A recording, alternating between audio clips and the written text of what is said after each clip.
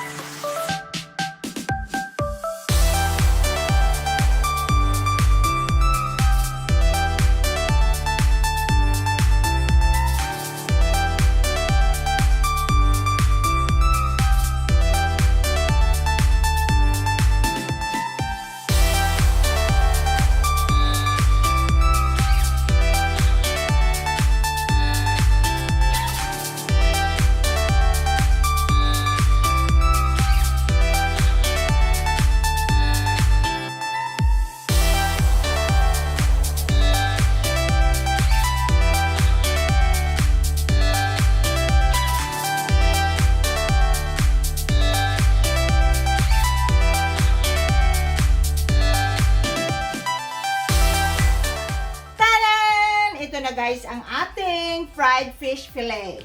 Ayan. So, ayan, meron ako ditong ketchup at saka mayo chop. Ketchup and mayo chop. Ayan. So, ngayon, titikman na natin at saka tawagin natin yung taga-tikim. Okay, yan here! Yay! Tikima na! Kainan na! Kainan Okay, na! so ito yung ating easy fried fish fillet. Fish fillet. Okay, So, hindi siya chicken. Akala ko chicken. Hindi. Okay. Go! Walang rice? Ay, later na mag-rice. Asama, ano? Asan? Ketchup at saka mayo chop. Okay. Ketchup. No? Mm. Ang sarap! Napaka-moist ng isda. Uy, perfect appetizer, guys. Perfect for finger foods, party food. Yan. Ang ganon. Sarap! By the way, guys, okay, one more. Okay, one more. Salamat! Bye! Thank you, Yani.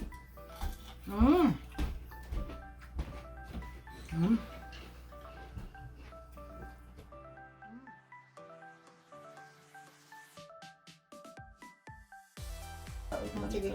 Amo niya to sa kuan. Iap. Oh, lami daw, lami.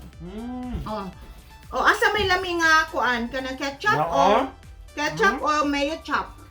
Ano yung ketchup siguro? Okay guys, by the way, ang ginamit kong isda ay mix na cod at saka haddock. Pero alam ko dyan sa Pilipinas maraming mga variety of mga isda.